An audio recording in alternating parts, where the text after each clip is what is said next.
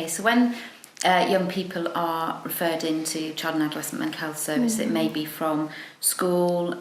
We know we get a lot of referrals from GPs, any practitioner working with a young person.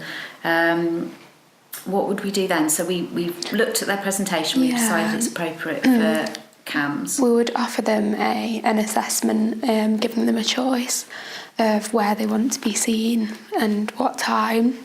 Okay, and we say that they can come with their parents or without. Yeah, and we offer some time to see that young person alone as part of that assessment. Yeah, and how long usually do those assessments take? Probably about an hour and a half to get through, and it's a really holistic assessment, looking at their presenting difficulties, how they get on with friendships, socially, in school, early experiences. Yeah, and if they're feeling really apprehensive and concerned about that first assessment, we've got peer support workers now within our service, so they could potentially go out and meet them at home first of all, or have a meeting first, or meet them outside the building and then go in and join them for the actual assessment. Yeah, and I think we can use them particularly with a young person if they're presenting with depression and there might be a lack of motivation. They can go out to the home to really help to engage them and bring them into that assessment.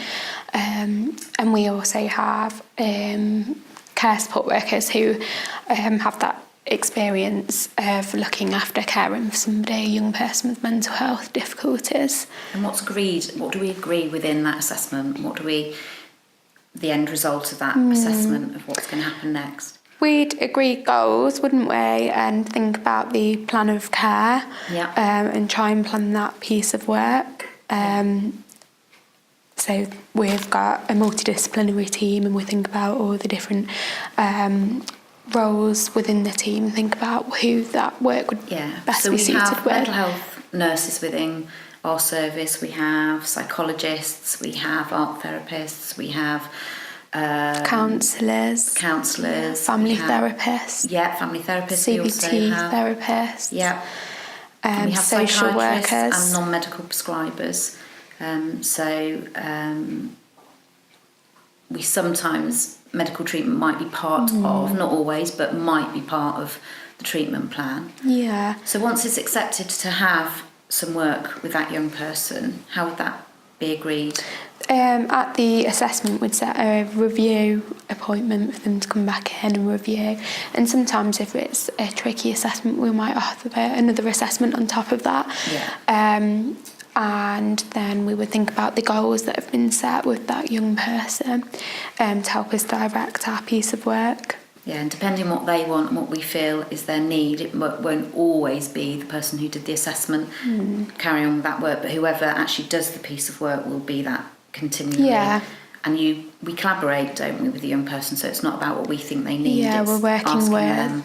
And I think there's a lot of shared decision making with that, and making it really collaborative, so we're taking on their point of view and listening to them and thinking about what they want from the work as well. Yeah, and reviewing it as we go along, don't we? We have what we call ROMs, routine outcome measures, so we have questionnaires they can fill in at the start, so we can actually, partway through the treatment, look at is it being effective, as well as talking to that young person, but also in each session asking them to look at how effective was that particular session for them. So they've got that constant feedback, and we can then have a look at, do we need to change the treatment plan to meet their needs, potentially.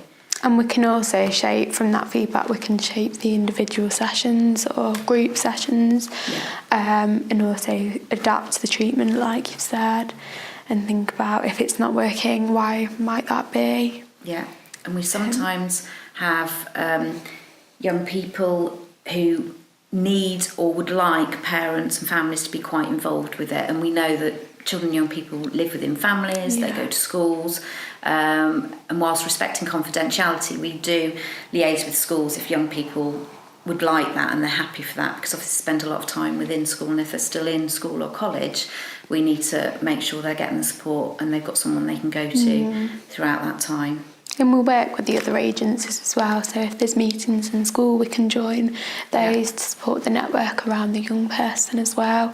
And if there's any particular strategies to help them use that when they're in school, so it might be working alongside teachers to make sure they can use those strategies throughout and they've got the support. Yeah, because there's a lot of things young people need to do outside of the actual therapy or the actual sessions with us. It's about the things they're doing outside that make the big differences and changes, aren't there? So kind of work they're doing. So you need support with that. We all need that, and especially if you've got some low mood and depression. Like you said before, motivation's difficult. So it's about building that support in and looking at things that they can do for themselves. And we look at